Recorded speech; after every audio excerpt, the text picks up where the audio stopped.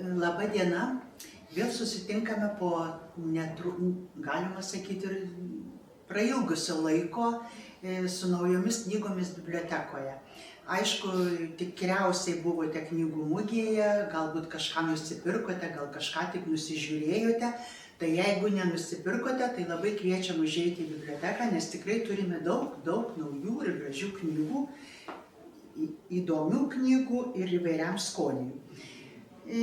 Pasirinkau ne taip jau labai daugiausia lietuvių autorių, bet pradėti tai noriu nuo tokios, sakysim, net nežinau, nei labai liūdnos, nei labai linksmos knygos, bet vadinasi Pasaulio pabaiga, tai tik pradžia.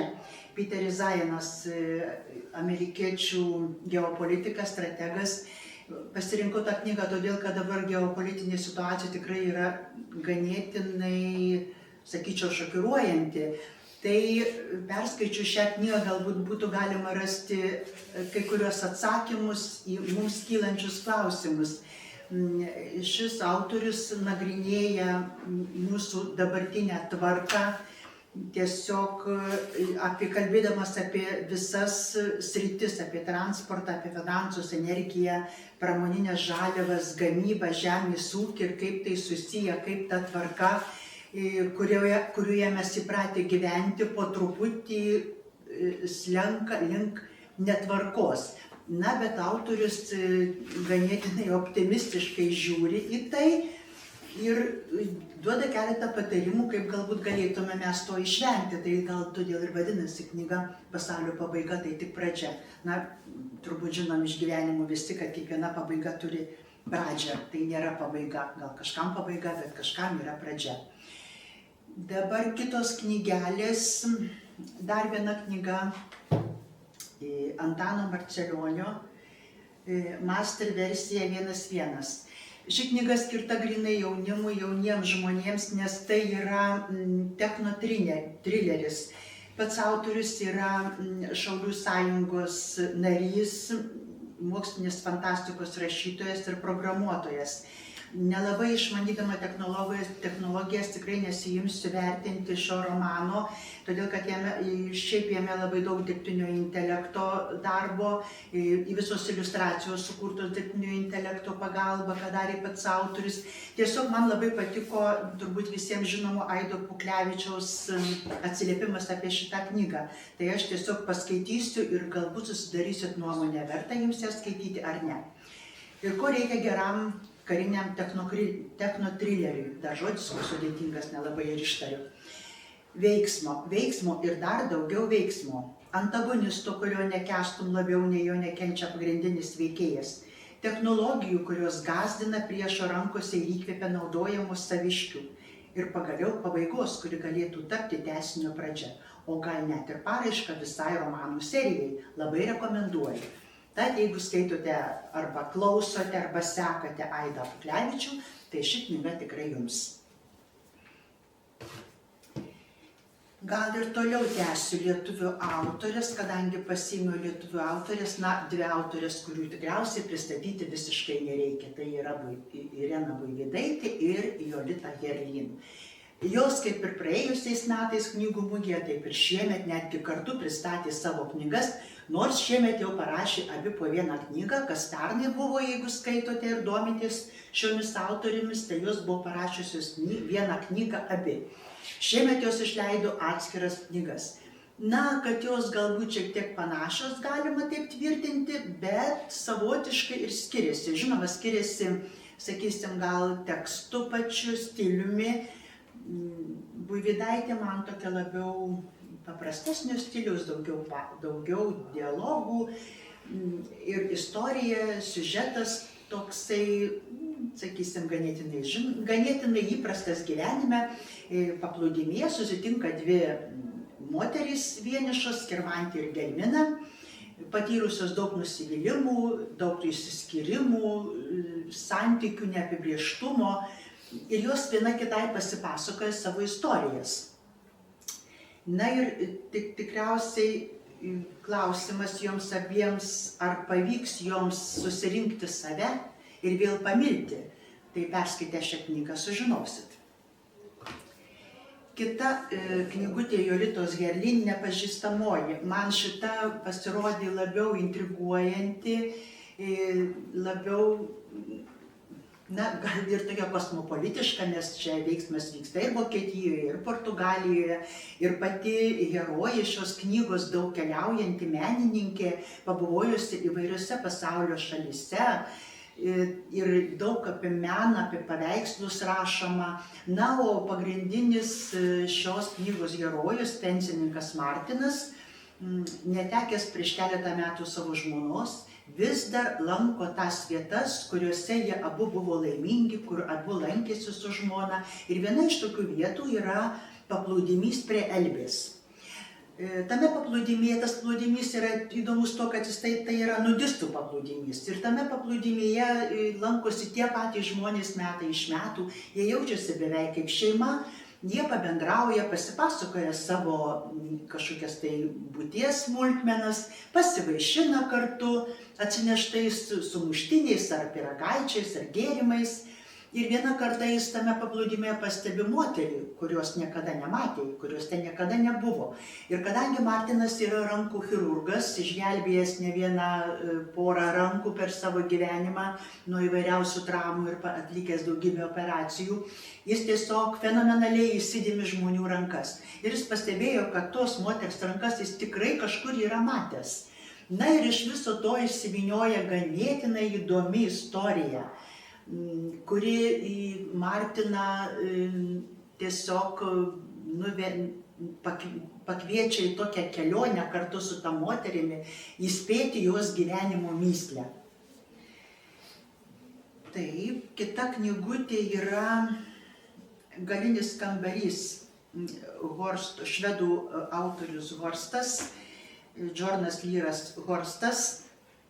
Tai yra, mūsų bibliotekoje ne viena jo knyga yra ir švedų skaitytojams jis pakankamai žinomas, labai gerai žinomas, yra gavęs ne vieną premiją ir Lietuvoje jis yra taip pat skaitomas.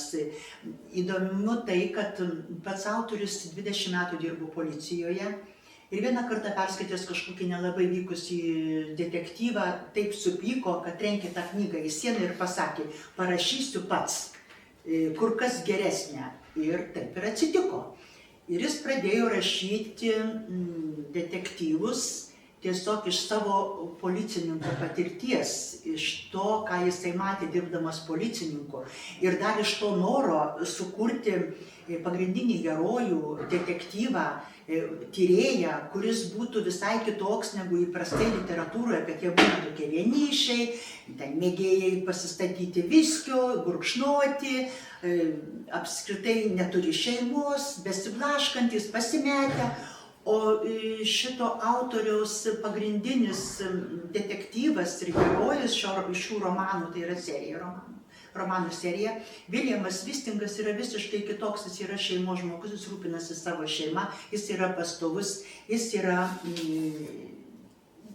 rūpinasi savimi, savo dukra, savo šeima, savo anūkėm.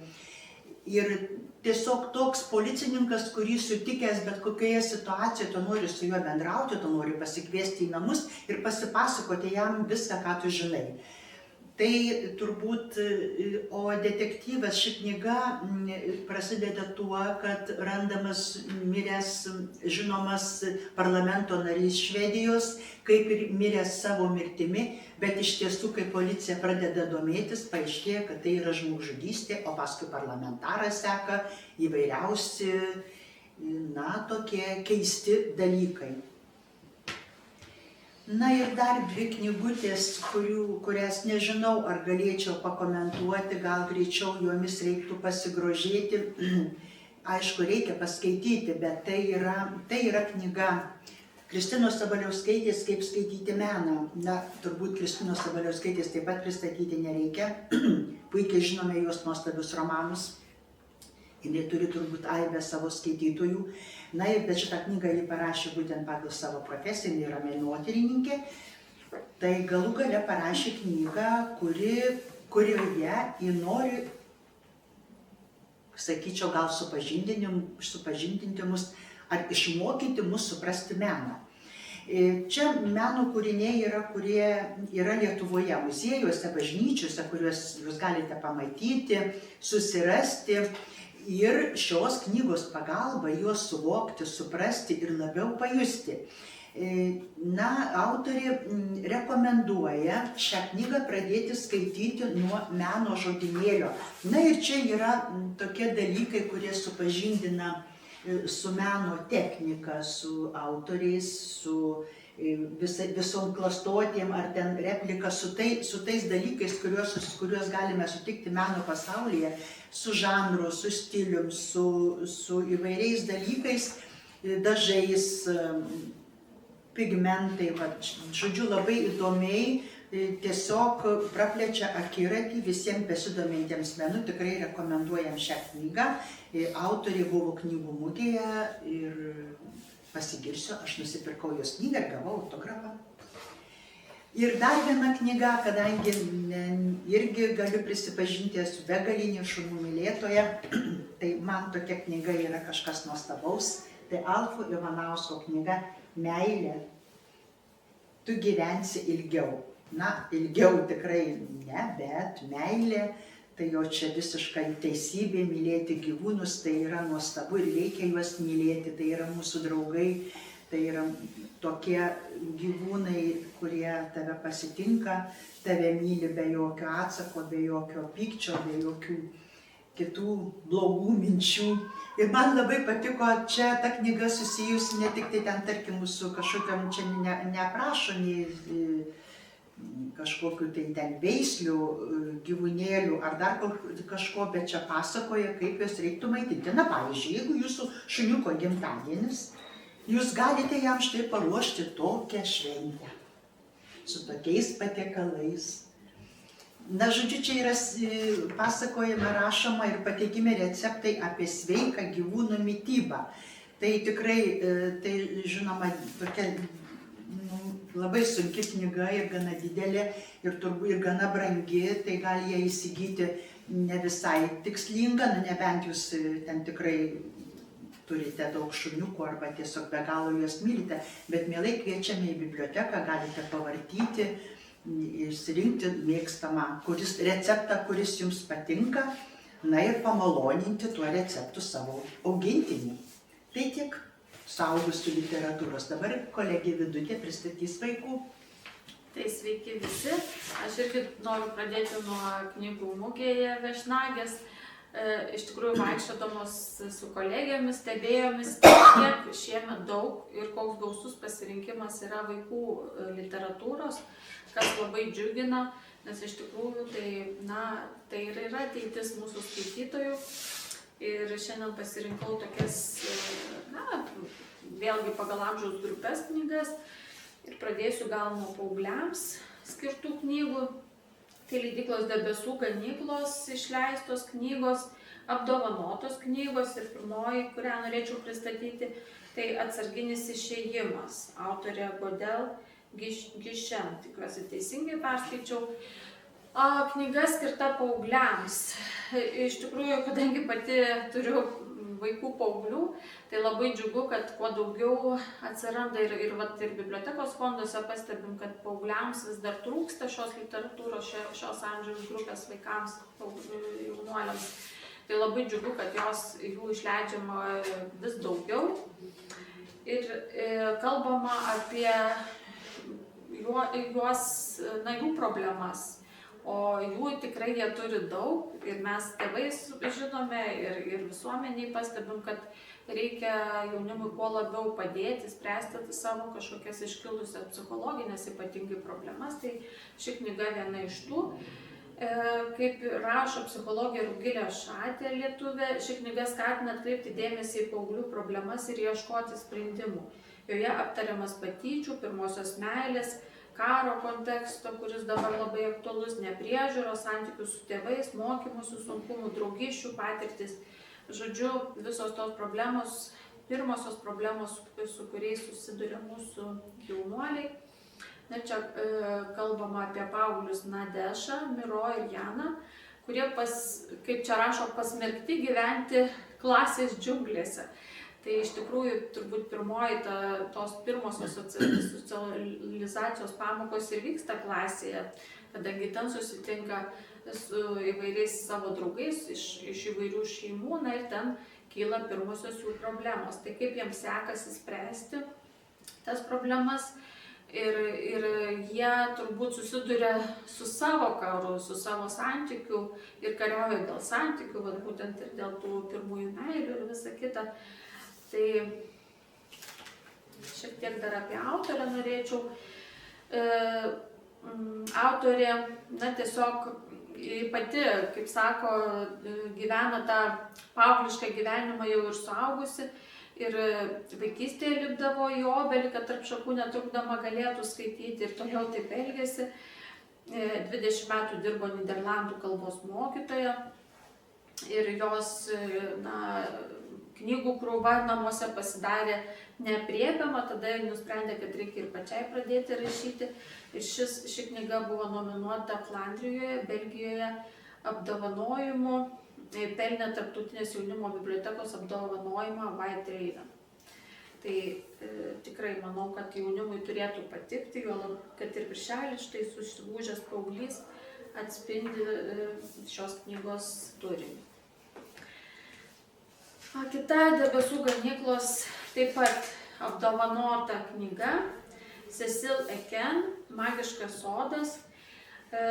Tokia, sakyčiau, mistiška galbūt knyga, bet labai aktualus taip pat jaunuoliams kontekstas.